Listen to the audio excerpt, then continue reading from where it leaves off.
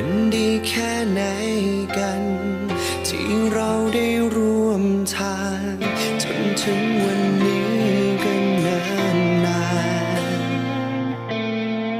มันเป็นเพราะฉันเองยังดีไม่มากพอทั้งที่เธอขอไม่ได้เลยเมื่อเธอจะไปก็เข้าใจเมื่อเธอเจอใครดีกว่ามากมายคงไม่ต้องรอทำถูกแล้วที่เธอเลือกเขาและทิ้งฉันไว้ตรงกลางทางเมื่อตัวเธอพบคนที่ดีที่เธอวาดไว้ในหัวใจปล่อยมือฉันถูกแล้วให้ใจของฉันปวดร้าวแค่ไหนยอมฝืนใจให้เธอเดินจา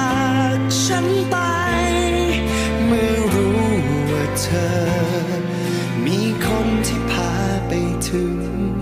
ปลายทาง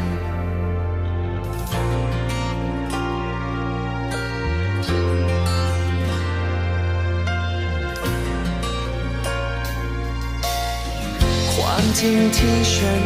กลัวการไม่มีเธอ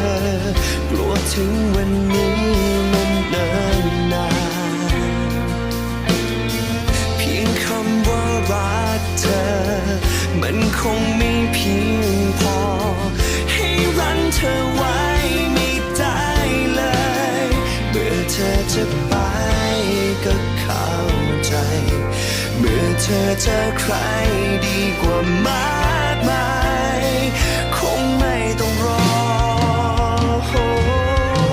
ทำถูกแล้ว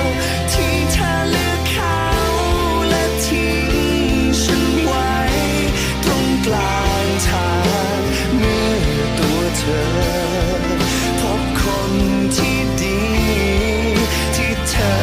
วาดไว้ในหัวใจปล่อยมือฉันถูกแล้วให้ใจของฉันปวดร้าวแค่ไหนยอมฝืนใจให้เธอ